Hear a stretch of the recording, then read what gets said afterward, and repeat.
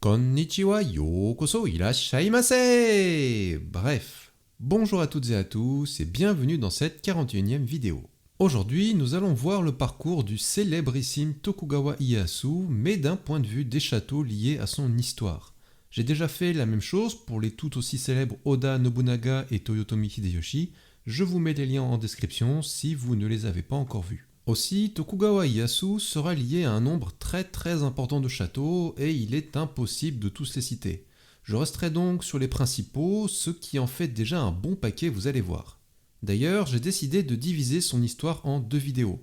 Une première jusqu'à la bataille de Sekigahara en 1600 et la seconde à partir de son accès au rang de shogun en 1603 et ensuite jusqu'à sa mort. Donc on est parti pour la première partie. Tokugawa Ieyasu est né au château d'Okazaki dans la préfecture d'Aichi le 26 décembre 1542 si on suit le calendrier japonais de l'époque, ce qui correspond au 31 janvier 1543 du calendrier julien utilisé en Europe à cette époque.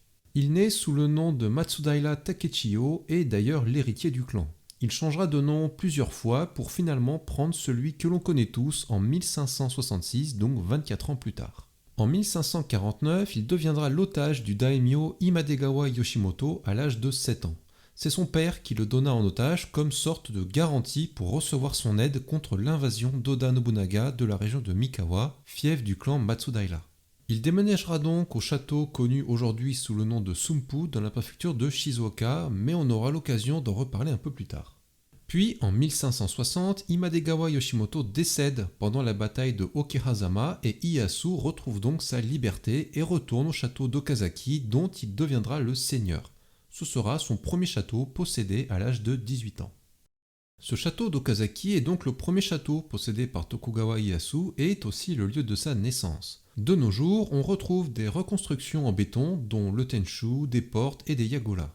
Le Tenshu ne respecte malheureusement pas celui construit bien plus tard en 1617. Il sera démantelé en 1873 lors du Haijōrei encore une fois, pour être reconstruit en 1959. Le château se situe dans un parc très agréable qui accueille souvent des événements festifs divers et est même dans la liste des 100 meilleurs endroits pour les cerisiers en fleurs du Japon. Donc ce n'est pas forcément un lieu incontournable, mais si vous êtes fan de Tokugawa Ieyasu et que vous êtes à Nagoya, alors allez y faire un tour, il est facile d'accès. Suite à la mort de son détenteur, Tokugawa Ieyasu décide de créer une alliance avec Oda Nobunaga au château de Kiyosu.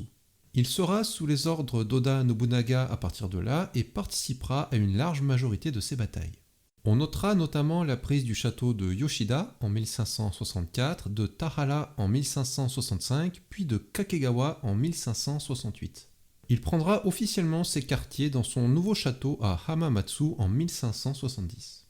Les châteaux de Yoshida et Tahara ne sont pas vraiment intéressants et possèdent juste quelques bâtiments refaits en béton, pas fidèles à ce qu'il y avait à l'origine. Par contre, le château de Kakegawa mérite largement qu'on s'arrête dessus. De nos jours, c'est un des rares Tenshu refaits en bois qui date de 1996 et est fidèle à l'original. Certaines portes et yagolas sont aussi d'origine. Le site n'est pas très vaste, mais surtout on y trouve un des 4 derniers goten d'origine du Japon dans la deuxième enceinte. Ce n'est pas le plus impressionnant et il est facile de passer à côté, mais ne le ratez surtout pas si vous vous y arrêtez. J'en ai parlé dans ma vidéo dédiée au goten si ça vous intéresse. Bref, un site vraiment très intéressant et que je recommande. Mais il est vrai que sa localisation entre Nagoya et Tokyo n'en fait pas un site très visité. Et juste avant de continuer, un petit mot sur le château de Hamamatsu qui n'est pas un château prioritaire à visiter. Il possède un Tenshu en béton datant de 1958 alors qu'il n'y en a a priori jamais eu dans ce château. Par contre, la porte d'entrée de l'enceinte principale a été refaite en bois en 2014, elle est très jolie et embellit bien le site. Ce château est accessible en 1 heure et demie de train depuis Nagoya. Dans la première partie de sa vie, il était dit que Tokugawa Ieyasu ne pourrait jamais devenir un grand dirigeant du Japon car il avait une tendance très prononcée et surtout reconnue à la radinerie. On dit cela car il ne rénovait ou n'embellissait jamais les châteaux où il résidait. Il les voyait plutôt comme une place temporaire où investir n'était pas intéressant. Cela s'explique certainement en partie car il était souvent positionné proche des frontières de l'ennemi. Et donc faire des beaux châteaux bien aménagés n'était pas sa priorité. On retrouvera cela notamment au château d'Okazaki et Hamamatsu, et où il ne fit aucune modification de ces sites. Là où Oda Nobunaga investissait beaucoup dans le château et développait la ville autour où il résidait, Ieyasu, lui, n'y prêtait aucune attention. Tant qu'il avait ce qu'il fallait pour prendre l'avantage sur son ennemi, cela lui suffisait. Il faut dire qu'à cette époque, Ieyasu ne cherchait pas à devenir le shogun qu'il sera plus tard, cela ne l'intéressait pas spécialement. Aussi, il ne faut pas oublier qu'à cette époque, les châteaux modernes n'existaient pas encore. Le premier d'entre eux, celui d'Azuchi, n'arrivera qu'en 1576. Tokugawa Ieyasu était un ennemi juré du fameux daimyo Takeda Shingen de la région de Kai, et ils s'affrontèrent plusieurs fois. Il perdit certaines batailles, comme à celle du château de Futamata en 1572, mais il lui prit le château de Nagashino en 1573. Cette prise débouchera sur la fameuse bataille de Nagashino 2 ans plus tard, en 1575, face au clan Takeda. Lors de cette bataille, l'armée du clan Takeda tenta de prendre le château de Nagashino, mais il fut vaincu par l'alliance entre Oda Nobunaga et Tokugawa Ieyasu qui firent tomber la même année les châteaux de Suwahara et de Futamata. Je vais passer ces deux châteaux car ce ne sont pas des sites bien intéressants. Encore une fois, je parle de châteaux, mais il faut plutôt imaginer des forts avec des bâtiments rudimentaires et entourés par des tranchées et des palissades en bois. Le château de Nagashino est un site assez connu dans la région, et bien qu'il ne reste rien de la fortification de l'époque, il fait partie des 100 châteaux fameux du Japon, car la bataille fut officiellement la première où les armes à feu furent utilisées de manière stratégique. Aussi, son emplacement à la confluence de plusieurs rivières en fait un point très difficilement prenable. À l'époque, il était dit que Tokugawa Ieyasu n'était pas très bon pour assiéger et prendre des châteaux, et qu'il excellait plutôt dans les batailles en plaine. Mais cette étiquette lui colle à la peau car on le compare souvent à Toyotomi Hideyoshi qui excellait tout particulièrement dans la prise de château. Mais il ne faut pas oublier qu'Ieyasu était loin d'être ridicule dans l'exercice.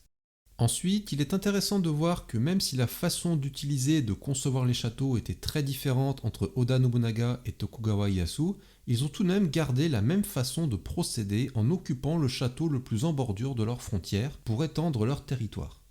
Nobunaga vers l'ouest, avec les châteaux de Kiyosu, Komaki, Gifu et Azuchi, comme on l'a vu dans la vidéo dédiée, et Ieyasu vers l'est, avec donc Okazaki, Hamamatsu, Sumpu, puis plus tard Edo. Donc tous les deux ne restaient pas dans un château fixe pour laisser le reste du territoire à leurs vassaux.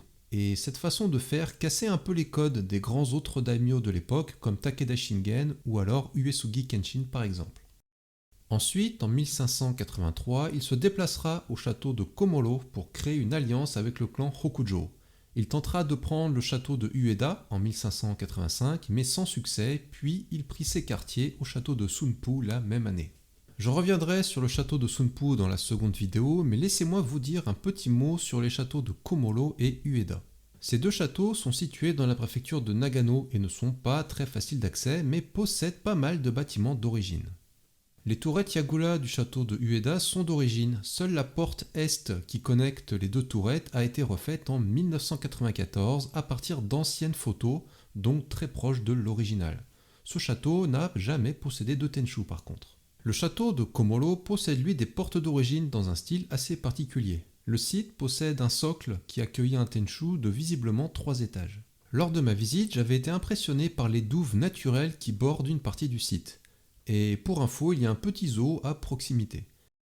Si vous passez dans les parages, essayez d'au moins visiter le château d'Ueda, qui est le plus intéressant des deux. Et ce sont tous les deux de très bons endroits pour la période des cerisiers en fleurs. Par la suite, Tokugawa Ieyasu se mariera avec la petite sœur de Toyotomi Hideyoshi en 1586 et sera reçu au château d'Osaka. En 1590, Toyotomi Hideyoshi lui donne les anciens territoires du clan Hokujo et se déplacera vers Edo pour occuper le château d'Edo la même année. Il commencera la construction du château en 1592 et les travaux dureront jusqu'en 1636, donc bien après sa mort. Le château d'Edo fut clairement l'un, si ce n'est le plus grandiose château de l'histoire du Japon, avec son Tenchu hors norme et son palais de résidence, le Goten, qui prenait toute l'enceinte principale. Vous le savez probablement déjà, mais c'est maintenant un énorme parc au cœur de Tokyo avec la résidence de l'empereur actuelle juste à côté. Mais cette partie du château n'est pas accessible alors qu'elle possède des bâtiments d'origine. Sinon, on a accès au socle du Tenchu dans le parc qui donne une idée de la taille du bâtiment à l'époque. Un excellent endroit à visiter si on veut faire une pause d'1 heure ou 2 au calme dans Tokyo. Vient ensuite la fameuse bataille de Sekigahara en 1600 où il prend le dessus sur ses opposants dirigés par Ishida Mitsunari. J'ai dédié 2 vidéos à cette bataille, je vous mets les liens en description si cela vous intéresse. Cette bataille signera officieusement le début du règne de Tokugawa Ieyasu et de la période Edo. Il prendra le titre officiel de shogun en 1603. On va s'arrêter là pour la première partie de l'histoire de Tokugawa Ieyasu et les châteaux qui lui sont liés. J'espère que le tout vous aura plu et la deuxième vidéo sera consacrée au château qu'il a construit après la bataille de Sekigahara et donc pendant la période de rush de construction de châteaux. Un grand merci à celles et ceux qui sont arrivés jusqu'ici, comme d'habitude, et pour soutenir la chaîne, toujours les 3 classiques si ce n'est pas déjà fait, et n'hésitez pas à en parler autour de vous si le contenu de la chaîne peut intéresser quelqu'un de votre entourage. On a passé les 200 abonnés, donc un grand merci encore une fois à toutes et à tous pour votre soutien. Je vous dis à la prochaine, sur ce, Wokini!